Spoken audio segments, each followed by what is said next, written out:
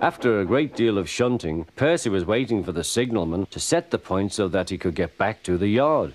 He was eager to work, but was being rather careless and not paying attention. Edward had warned Percy, "Be careful on the main line. Whistle to the signalman you are there." But Percy didn't remember to whistle, so the busy signalman forgot him.